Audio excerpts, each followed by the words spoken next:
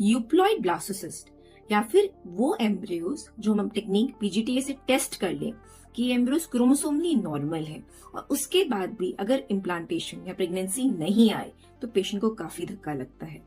And then they ask ऐसा क्यों हुआ, हमने सब टेस्ट करा लिया, हमें पता था एम्ब्रियो ठीक है, लाइनिंग ठीक है, उसके बाद भी प्रेगनेंसी क्यों नहीं आई।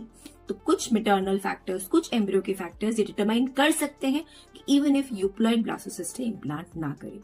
The most important factor remains age. जैसा हम जानते हैं जैसे से एज बढ़ती जाती है एम्ब्रियोज क्रोमोसोमली एबनॉर्मल होते जाते हैं, तो उसके लिए हमने पीजीटीए कर लिया, हमने देख लिया कि एम्ब्रियो नॉर्मल है तो इम्प्लांट करा। बट फिर भी जिन पेशेंट्स की age more than 38 years of age है उनमें यूप्लॉइड ब्लास्ट में और एबनॉर्मलिटीज हो सकती हैं जो पीजीटी डायरेक्ट ना करे और उसकी वजह से इम्प्लांटेशन ना हो। सेकेंडली मैटरनल ओबेसिटी, अगर आपका हाई बीएमआई है, मोर देन 30 अगर आपका बीएमआई है तो उसकी वजह से भी यूप्लॉइड ब्लास्ट इम्प्लांट ना करें। सेकेंड फैक्टर एम्ब्रियो की quality, even if embryo chromosomally normal है पर अगर उसकी ब्लास्टोसिस्ट की ग्रेडिंग जो है वो लेस देन बीबी है, मतलब वो सी ग्रेड का एम्ब्रियो है, तो चांसेस कि वो इम्प्लांट करे कम हो जाते हैं। सेकेंडली कौन से डे का एम्ब्रियो, डे 5 ब्लास्टोसिस्ट बेटर माना जाता है डे 6 या डे 7 ब्लास्टोसिस्ट से।